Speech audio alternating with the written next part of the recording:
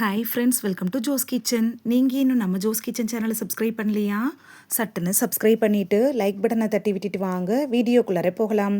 Night டைமில் 2லேருந்து 3 முறை urine போகிறதுக்காக எழுந்திருக்கிறீங்களா? அதுக்கப்புறம் தூக்கமே வராமல் புரண்டு புரண்டு படுத்துட்ருக்கீங்களா? காலையில் எழுந்திருக்கும் போது ரொம்ப சோம்பலாக இருக்கா? இந்த ப்ராப்ளம் பெரும்பாலும் வயசானவங்களுக்கு தான் ஏற்படும்.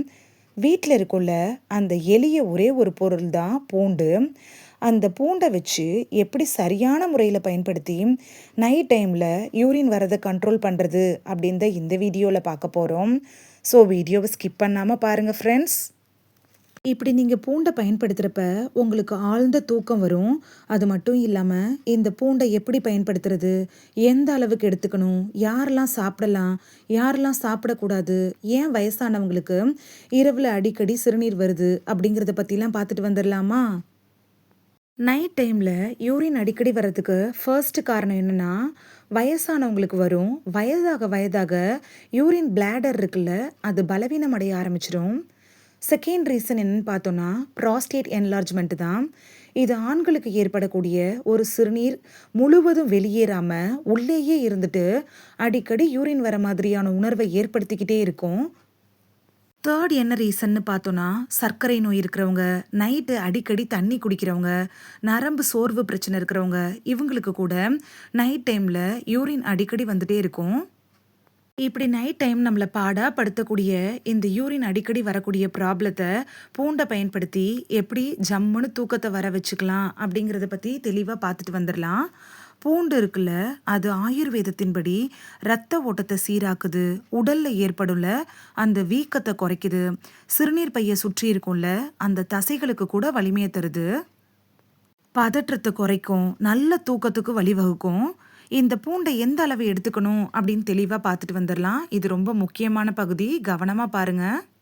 இந்த பிரச்சனையை சரி செய்யறதுக்கு ஒரு சின்ன பல் பூண்டு போதுமானது, பெரிய பல் பூண்டு தேவையில்லை. பூண்டை லேசாக வறுத்துக்கணும், எண்ணெய் ஊற்றி வறுக்கக்கூடாது. நீங்கள் சட்டியில் போட்டு வறுத்து எடுத்துக்கலாம், அப்படி இல்லைன்னா தோசைக்கல்லில் போட்டு வறுத்து எடுத்துக்கலாம். பூண்டு சுட்டு கூட எடுத்துக்கலாம். ஒரு பல் வறுத்த பூண்டோட நீங்கள் சாப்பிட்டு முடிச்சதுக்கப்புறம் 1/2 கப் வெது வெதுப்பான பால் எடுத்துக்கலாம். பால் உங்களுக்கு பிடிக்காதுனாலோ, பால் குடிச்சிங்கன்னா அலர்ஜி வரும் அப்படின்னு நினச்சிங்கன்னா, பூண்டு சாப்பிட்டதுக்கப்புறம் 1/2 கப் வெது வெதுப்பான தண்ணி எடுத்துக்கோங்க. நம்ம தூங்குவோம்ல, அதுக்கு 45 நிமிஷத்துக்கு முன்னதாகவே இந்த பூண்டை சாப்பிட்றணும். வயிறு எரிச்சல் வராது. இப்படி யூரினை கண்ட்ரோல் பண்ணுறதுக்கு நீங்கள் வறுத்த பூண்டை எடுத்துக்கிறப்ப ஆழ்ந்த தூக்கம் வர ஆரம்பிக்கும். இந்த வறுத்த பூண்டோடையே இந்த டிப்ஸையும் நீங்கள் சேர்த்து ஃபாலோ பண்ணிங்கன்னா உங்களுக்கு நல்ல பலன் கிடைக்கும். நைட்டு 7 o'clock அப்புறமா தண்ணீர் குடிக்கிறது ரொம்ப வேணாம், கொஞ்சமாக எடுத்துக்கோங்க. தூங்குறதுக்கு முன்னாடி ஒரு தடவை யூரின் போயிட்டு வந்து அதுக்கப்புறம் படுத்துக்கோங்க. நைட்டு தூங்குறதுக்கு முன்னாடி காஃபி, டீ, வாட்டர் இதெல்லாம் எடுத்துக்க வேணாம். காஃபி குடிக்கிறதா இருந்தீங்கன்னா சாயந்தரம் 5 மணிக்குள்ளார காஃபி குடிச்சிருங்க. இப்படி வறுத்த பூண்டை நீங்கள் எடுத்துகிட்டு இருக்கிறப்ப 1லேருந்து 2 நாள்லேயே நல்ல மாற்றம் தெரிய ஆரம்பிக்கும்.